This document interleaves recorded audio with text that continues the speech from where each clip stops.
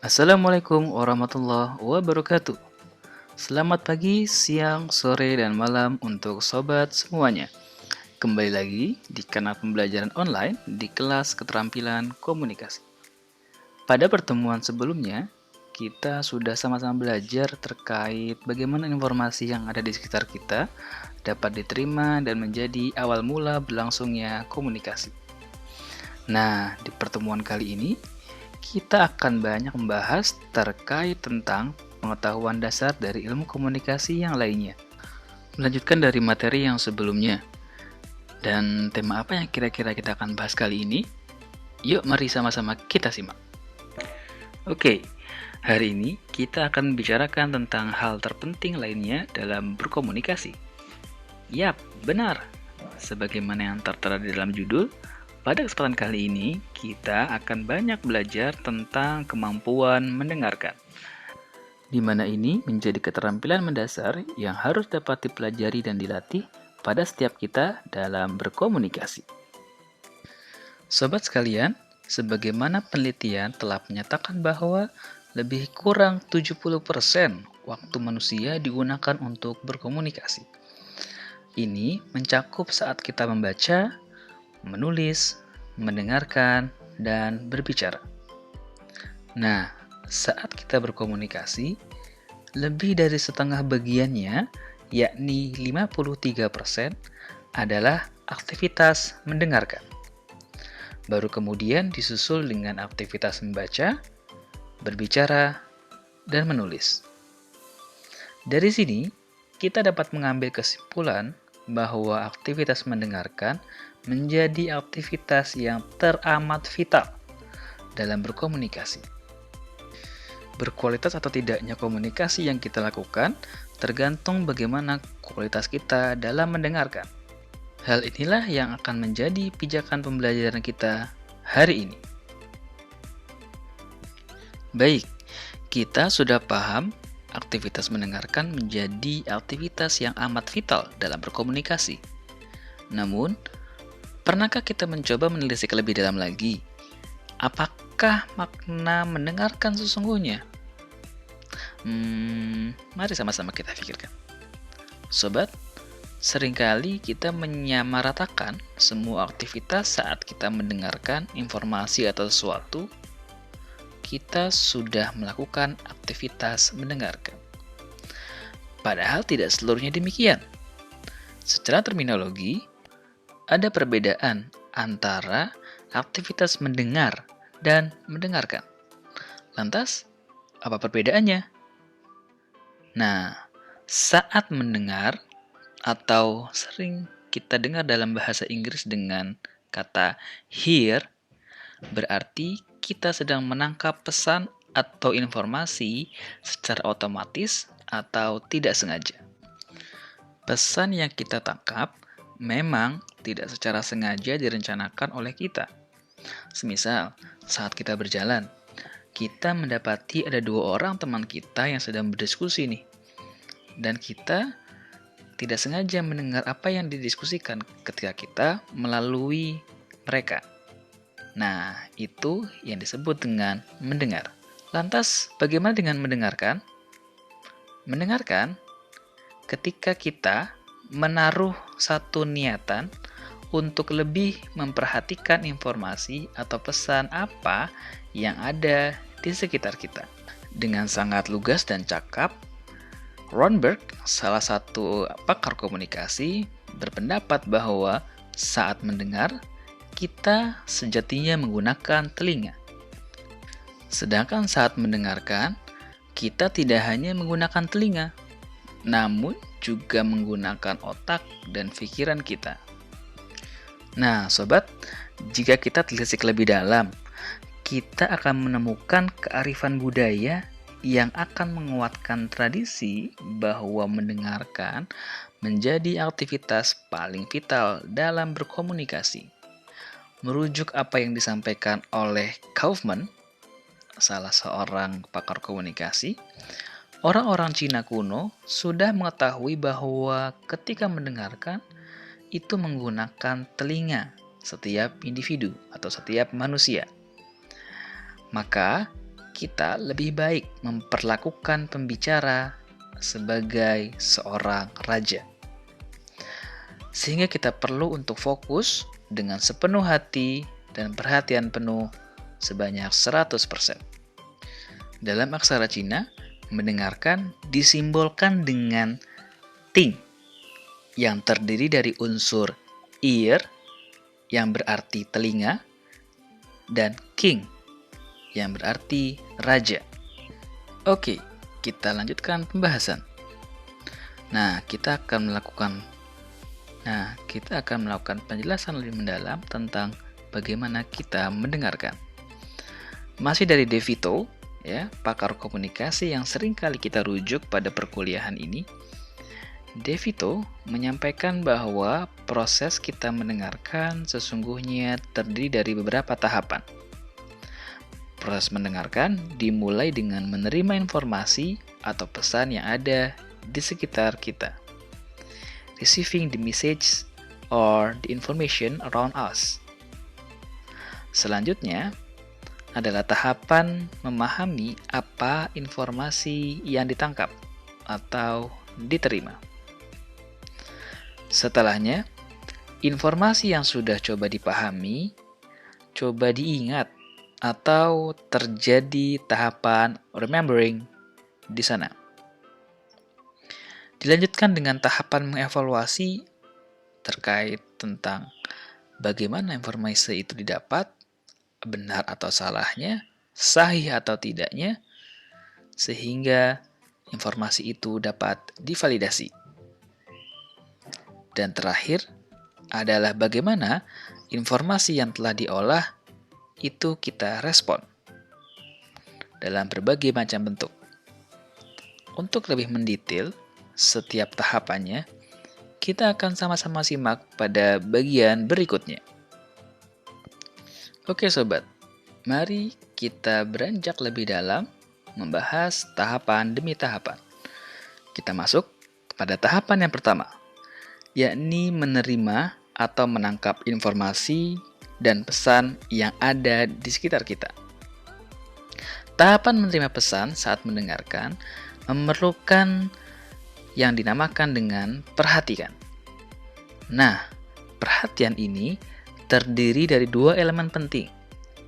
Yang pertama adalah kesadaran atau awareness.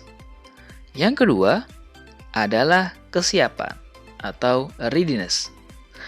Pastikan setiap kita akan mendengarkan dimulai terlebih dahulu dengan kita memastikan bahwa kita sadar dan kita siap. Ingat, sadar dan siap. Karena dua elemen itulah yang menjadi kunci baik tidaknya tahapan ini berlangsung. Sobat, ada saat di mana kita perlu memperhatikan stimulus atau rangsangan tertentu sambil membuang stimulus yang lainnya. Hal ini disebut dengan perhatian selektif, di mana kita menyeleksi stimulus-stimulus yang ada di sekitar kita untuk bisa kita masukkan dan kita proses pada tahapan selanjutnya. Setiap stimulus memiliki ambang batas minimal, di mana rangsangan atau stimulus dapat atau mampu untuk bisa diperhatikan oleh kita sebagai manusia. Selain itu, bukan hanya ketajaman perhatian keseluruhan saja yang penting, tapi juga kemampuan kita untuk membangkitkan upaya spesifik itu juga berperan dalam perilaku mendengarkan. Contohnya, seorang ibu dapat tertidur lelap di tengah-tengah suara yang keras, namun langsung terbangun ketika ibu tersebut mendengar suara tangisan bayinya. Seperti itulah kira-kira ilustrasi yang menggambarkan terkait tentang perhatian dalam kita mendengarkan. Oke, kita lanjut ya. Mendengarkan adalah merupakan proses fisiologis otomatis penerimaan stimulus pendengaran, atau bisa dikatakan juga dengan aural stimuli. Proses menerima merupakan tahap pertama dalam proses mendengarkan. frekuensi berbicara manusia, nah ini perlu digarisbawahi ini ya, berkisar dari 125 sampai 8.000 putaran per detik atau RPM ya. Dan kebanyakan kata berfrekuensi antara 1000 sampai 7500 putaran per detik yang merupakan wilayah kritis kemampuan pendengaran. Nah, ini diambil dari Brook dan juga dari Tubbs dan Moss ya di tahun 81 dan tahun 96. Faktor lain dalam mendengar adalah kecepatan pembicara. Kecepatan rata-rata pembicara antara 100 sampai 150 kata per menit. Nah, teman-teman sudah pernah menghitung belum? Kecepatan rata-rata teman-teman ketika berbicara berapa kata nih per menit? Kebanyakan orang atau kebanyakan kita mampu menangkap pesan yang kecepatannya mencapai 400 sampai 500 kata per menit. Nah, kemampuan memproses informasi ini adalah 4 kali lebih cepat dari rata-rata ketika kita berbicara. Jadi prosesnya lebih cepat, lebih singkat dibandingkan dengan kita saat berbicara. Oleh karenanya, diperlukan cara untuk menggunakan waktu luang, tanda kutip, agar kita tidak menjadi bosan atau melamun ketika mendengarkan orang yang berbicara dengan kecepatan yang lambat. Nah, sehingga kendali penuh ada di diri kita. Kita mau atau tidak untuk bisa fokus, menyerap, dan memperhatikan setiap detail informasi atau pesan yang disampaikan oleh yang memberikan pesan. Sob, kita sudah setengah jalan nih ya. Nah, kita sudah memahami terkait tentang bagaimana informasi atau pesan diterima dan juga ditangkap. Sekarang kita lanjut ke tahapan yang kedua menurut De Vito. Apa itu? Masih ingat? Ya, benar. Tahapan memahami setiap informasi yang ditangkap atau diterima. Memahami berarti kita tengah memberikan makna dan arti pada kata atau pesan atau informasi yang didengar atau diterima. Pada proses ini, kita mencoba untuk menyesuaikan makna yang kita tangkap dengan apa yang sesungguhnya diinginkan oleh pemberi pesan dan informasi. Hal ini yang seringkali menimbulkan kesalahpahaman nih dalam berkomunikasi. Apa yang kita tangkap tidak sama kadangkala frekuensinya dengan apa yang diinginkan oleh pemberi pesan. Seringkali banyaknya hoax yang terjadi dewasa ini berasal dari bagaimana kita salah atau keliru dalam memahami informasi yang ada di sekitar kita atau yang kita tangkap. Ketika kita salah memahami informasi, lantas selanjutnya akan terjadi distorsi informasi di sana yang pada akhirnya jika tidak kita kontrol dengan baik akan mengawali terjadinya penyebaran hoax. Nah, kira-kira inilah yang kemudian menyebabkan kenapa hari-hari ini kita sangat banyak ya mendapati berita hoax bertebaran di mana-mana. Dengan demikian, tahapan memahami merupakan proses yang paling rumit. Nah, ini perlu digarisbawahi ini ya, paling rumit dan paling riskan, paling beresiko dalam aktivitas mendengarkan. Tidak fokus kita atau keliru kita dalam memahami informasi, maka kedepannya ya ketika kita mencoba untuk merespon dan seterusnya kita akan keliru. Nah, perlu waspada, perlu hati-hati dalam proses ini. Lanjut kita ke tahapan berikutnya. Setelah informasi yang tadi kita sudah coba pahami, memberikan makna dan seterusnya, selanjutnya kita akan masukkan informasi yang sudah dimaknai tadi, yang sudah difahami tadi, ke dalam sistem memori di dalam otak kita. Sebagaimana yang sama-sama kita tahu, bahwa otak kita layaknya superprosesor atau superkomputer yang dapat mengolah dan menyimpan informasi yang didapat. Informasi yang sudah melalui proses untuk difahami, selanjutnya akan dihadapkan pada dua pilihan. Dimasukkan ke dalam sistem memori jangka pendek atau short term memory atau dimasukkan ke dalam sistem memori jangka panjang atau long term memory. Kesemuanya tentu di bawah kendali kita nih. Kita ingin masukkan ke yang mana? Biasanya pemilihan ini didasarkan pada penting tidaknya informasi ini bagi kita, atau urgent tidaknya informasi ini untuk ditanggapi, dan lain sebagainya. Informasi disimpan di dalam otak bertujuan agar nantinya kita mudah saat merecall informasi pada situasi atau pada konteks di mana kita membutuhkan informasi tersebut untuk bisa merespon keadaan, merespon situasi, dan merespon kondisi yang ada saat itu. Dengan informasi yang sudah kita simpan sebelumnya dalam otak kita akan dengan cepat menanggapi situasi dan kondisi yang ada saat itu. Nah, siap untuk tahap selanjutnya? Yuk sama-sama mari kita lanjut.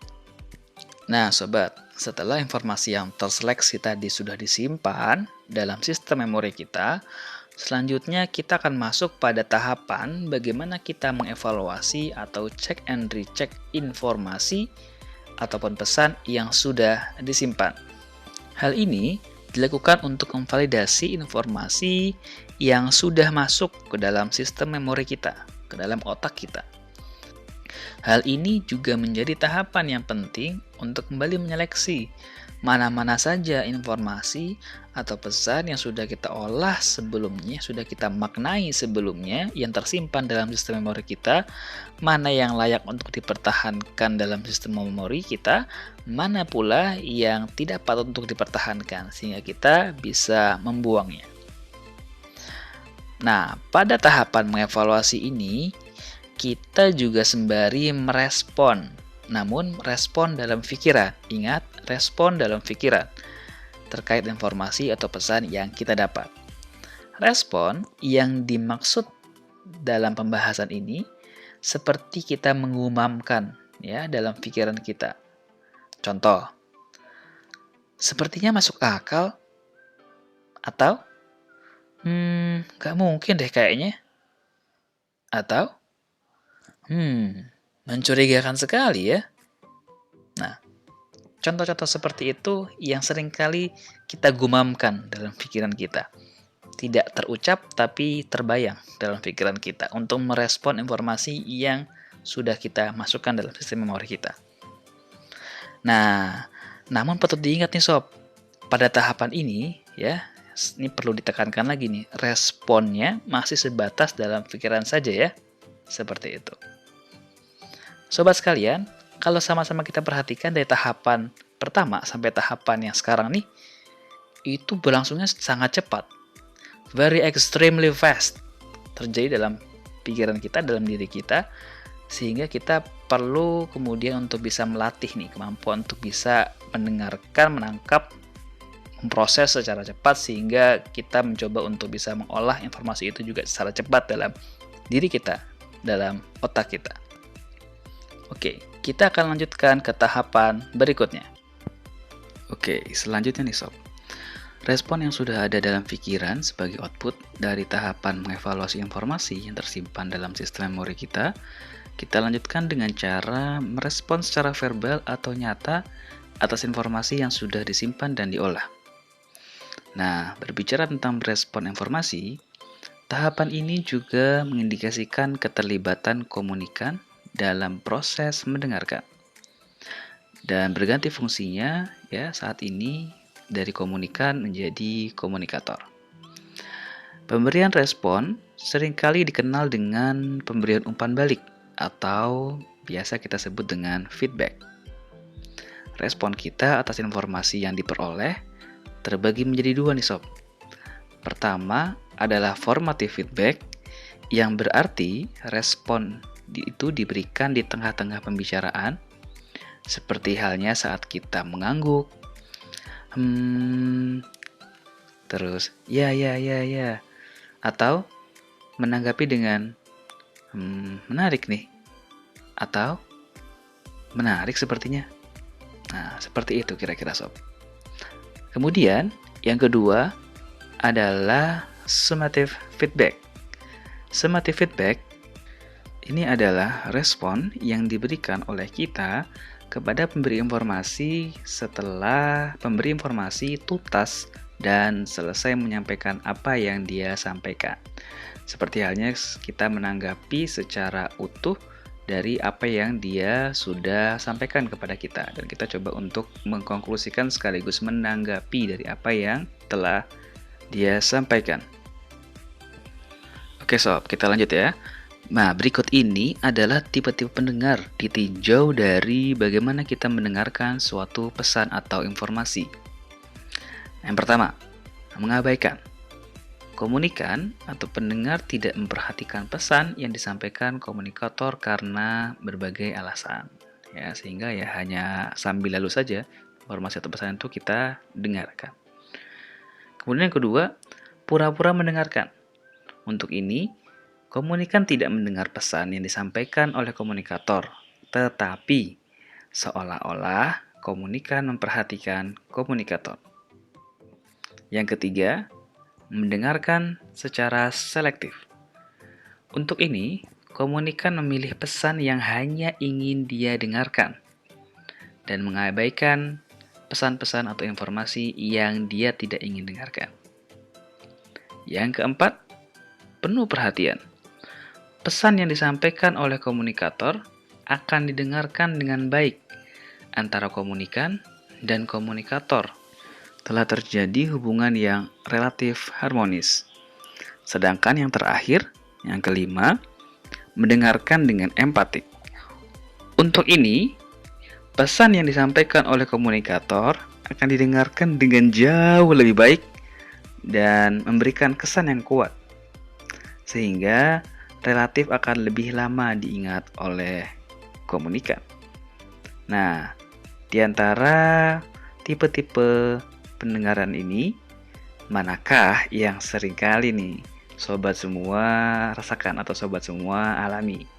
Apakah seringkali sobat semua mengabaikan informasi atau pura-pura mendengarkan, mendengarkan selektif, penuh perhatian, mendengarkan empatik? Nah, semoga saja sih di ketiga tipe terakhir nih, mendengarkan selektif, penuh perhatian, dan juga mendengarkan empatik, untuk memastikan setiap informasi dan pesan yang kita terima benar-benar kita simpan dan kita olah dan kita respon dengan baik. Oke, kita lanjut. Saat kita menginginkan untuk mendapatkan informasi secara utuh dengan pemahaman yang memadai, maka kita perlu melatih diri nih untuk mendengarkan dengan efektif. Sebagaimana terminologi efektif ya, yang dapat kita artikan sebagai cara kita untuk do the right things, melakukan sesuatu yang baik dan benar dari setiap atau dari segala option atau pilihan-pilihan yang ada di sekitar kita. Berikut cara yang perlu ditempuh nih untuk dapat mendengarkan dengan efektif. Yang pertama adalah encouraging. Kita perlu terlibat secara penuh nih sob dalam proses mendengarkan. Mendorong diri kita sebisa mungkin untuk bisa ya totally involved, dengan keseluruhan terlibat ya dalam proses berkomunikasi, entah kita sebagai komunikator atau juga sebagai komunikan. Nah, kita lanjut yang kedua. Kedua adalah restating. Kita pun juga perlu nih sob untuk menyatakan ulang informasi yang kita terima dalam pikiran dan dalam pernyataan dalam bentuk feedback, sebagaimana yang sudah kita bahas pada bagian sebelumnya terkait tentang bagaimana kita merespon. Bisa dengan gumaman dalam pikiran atau bisa kita ucapkan secara verbal dalam bentuk feedback. Selanjutnya adalah reflecting, di mana kita mencoba untuk melakukan refleksi atas informasi-informasi yang kita terima dan kita respon terhadap diri kita. Kira-kira apa ya gunanya informasi-informasi ini? Layakkah untuk kita involve lebih dalam nih dalam suatu pembahasan atau diskusi? Nah, atau hal-hal lainnya yang coba kita reflect dalam diri kita terkait pesan atau informasi apa yang sudah kita dapatkan. Yang terakhir, mendengarkan secara efektif memerlukan kemampuan kita untuk melakukan yang dinamakan dengan summarizing. Apa itu summarizing? Nah, pada saat ini terjadi proses sintesis informasi di sana, sehingga menghasilkan luaran dalam bentuk pengetahuan yang bisa kita dapatkan dari informasi ataupun pesan yang kita terima sehari-hari.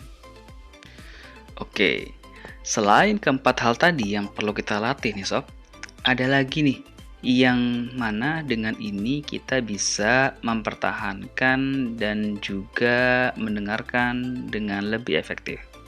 Sikap yang perlu kita jaga nih dalam setiap kita berkomunikasi agar tercipta kondisi yang ideal, kondisi yang optimal, agar kita bisa mendengarkan secara efektif. Nah, berpikir positif, ini adalah sikap yang pertama nih.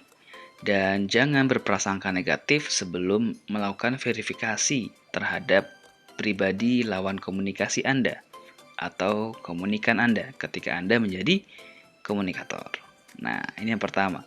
Yang kedua, kita perlu membuka pikiran, open mind gitu ya, perasaan ya dan juga bersikap terbuka selama proses komunikasi sehingga membuat nyaman lawan bicara kita. Tidak langsung mengucapkan atau menanggapi secara frontal ketika kita tidak sepakat atau kita tidak sependapat dengan apa yang dilontarkan oleh lawan bicara kita. Nah, yang ketiga, arahkan perhatian penuh selama proses komunikasi dan hilangkan faktor-faktor pengganggu komunikasi seperti derinterfon dan jenis-jenis interupsi yang lainnya. Kemudian, pastikan apa yang Anda dengarkan dengan mengkomunikasikan kembali, yakni memberikan umpan balik atau feedback sebagaimana yang sudah kita bahas pada bagian sebelumnya. Nah, beberapa sikap ini perlu kita jaga nih sob untuk membuat kita dapat lebih efektif dalam berkomunikasi, terlebih dalam proses mendengarkan. Yang kita sama-sama tahu bahwa mendengarkan ini sebagai aktivitas tervital dalam setiap komunikasi yang kita lakukan. Nah sob, saat kita mencoba untuk mendengarkan secara lebih efektif, ternyata ada nih sob, hambatan-hambatan yang perlu kita waspadai. Dan ketika hambatan ini tidak dikelola dengan baik, maka kita akan sulit nih untuk bisa berkomunikasi secara efektif. Nah, kira-kira apa saja ya hambatannya? Tahun 2017, pakar komunikasi web ya menjelaskan bahwa terdapat 8 hambatan dalam mendengarkan secara efektif. Nah, seperti yang dilihat di dalam slide ya, ada 8 poin ya hambatan yang kita akan coba bahas satu persatu. Oke, yang pertama adalah knowing the answer. Mengetahui jawabannya ya, berarti kita nih ya, kita semuanya sudah merasa tahu betul apa yang ingin dikatakan pembicara sebelum dia benar-benar selesai mengatakannya. Lantas, kita kemudian dengan tidak sabar memotongnya dan mencoba menyelesaikan kalimat untuknya. Nah, hal ini ya amat sangat menjadi hambatan ketika kita ingin melakukan komunikasi secara efektif. Biarkan terlebih dahulu komunikator menyampaikan pesannya sampai tuntas, baru kita kemudian respon. Yang kedua, trying to be helpful. Penghalang signifikan lainnya untuk mendengarkan dengan baik adalah mencoba untuk membantu. Meskipun berusaha membantu mungkin tampak bermanfaat, namun hal itu amat sangat mengganggu nih. Mengganggu dalam proses mendengarkan karena pendengar sedang memikirkan tentang bagaimana menyelesaikan apa yang dia anggap sebagai masalah pembicara. Akibatnya, dia akan melewatkan apa yang sebenarnya dikatakan pembicara. Jadi terkadang kita fokus nih untuk mau membantu lawan bicara kita untuk menyelesaikan masalah-masalahnya. Padahal kita perlu fokus dulu nih terkait tentang apa sih pesannya, apa sih informasinya, apa problemnya yang sebenarnya, sehingga kita coba untuk identifikasi terlebih dahulu. Oke, yang ketiga. Yang ketiga adalah treating discussion as competition. Memperlakukan diskusi sebagai persaingan. Nah, kadang-kadang kita merasakan hal seperti ini ya. Salah satu hambatan yang paling serius nih untuk mendengarkan dengan baik. Ini sangat menghambat pendengar untuk meregangkan ya dan melihat sudut pandang yang berbeda dari apa yang disampaikan oleh lawan bicaranya.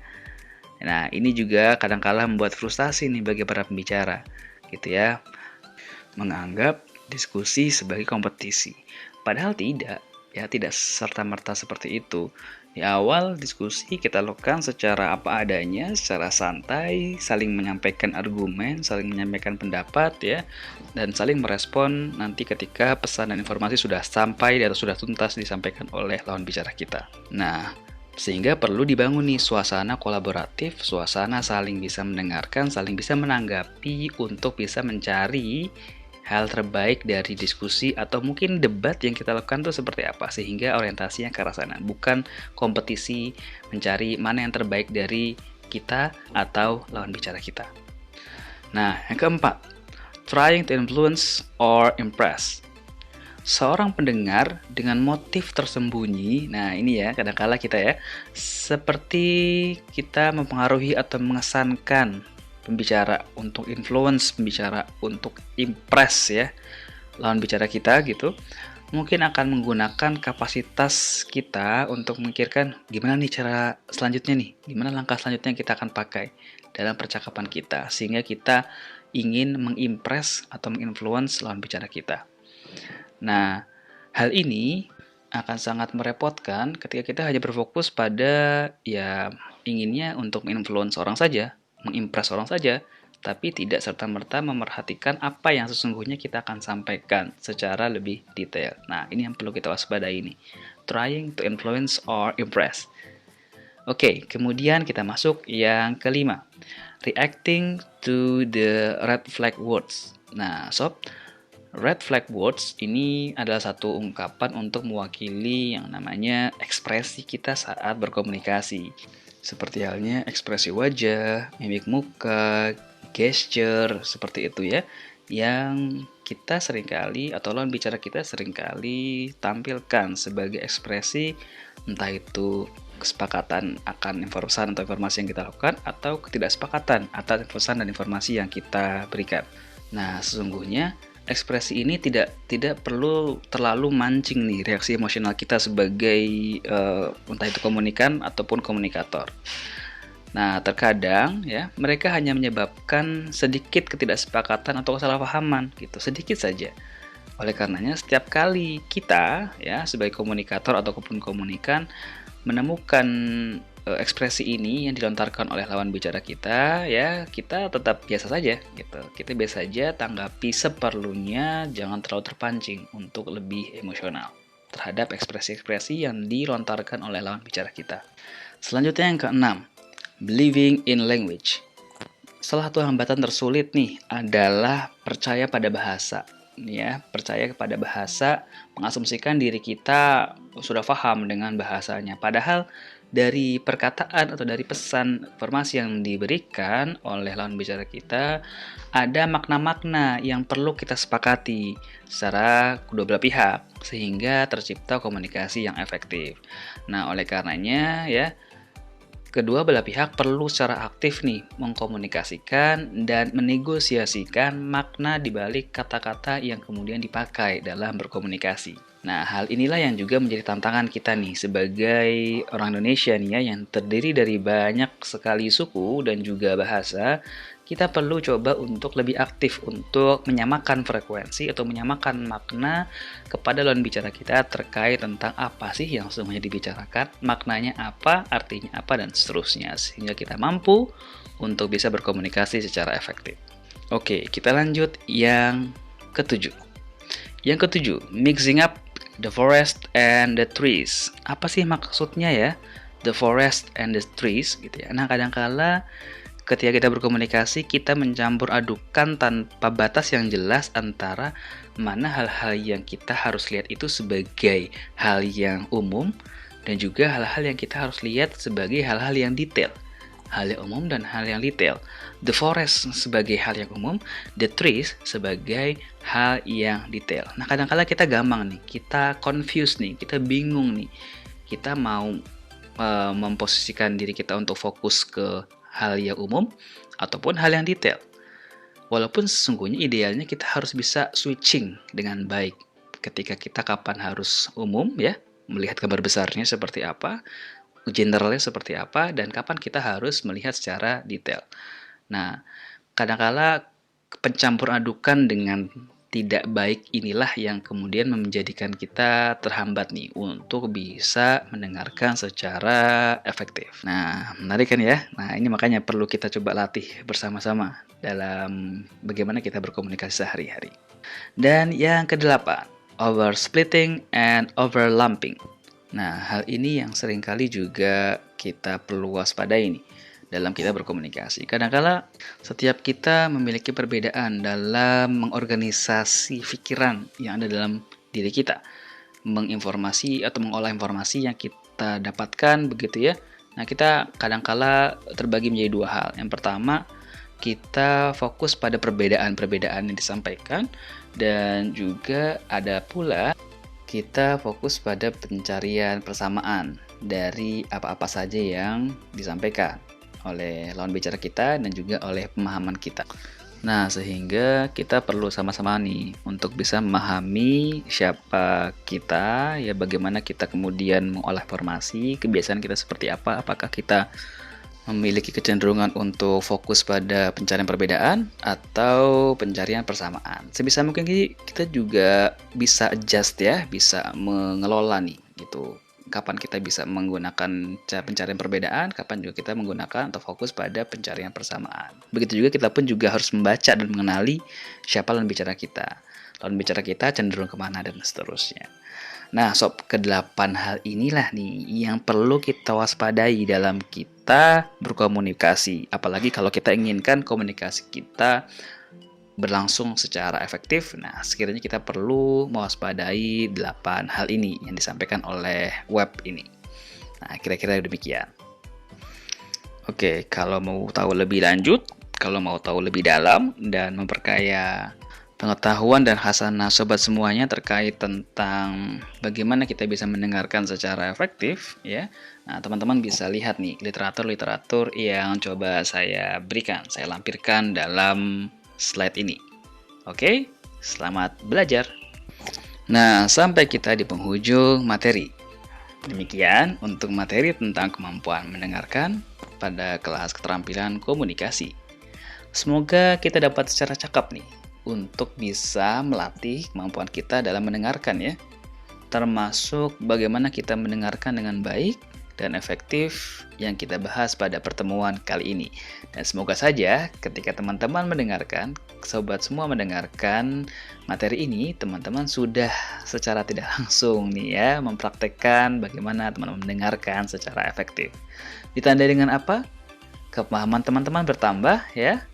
Hampir semua yang saya sampaikan, teman-teman pahami, teman-teman maknai, dan teman-teman resapi dalam diri teman-teman sehingga menjadi knowledge ataupun pengetahuan yang akan teman-teman praktikkan nantinya di keseharian teman-teman semuanya. Oke teman-teman semuanya, sobat sekalian, dimanapun berada, kita cukupkan sesi kali ini. Stay sharp and be confident. And until next time. Wassalamualaikum warahmatullahi wabarakatuh.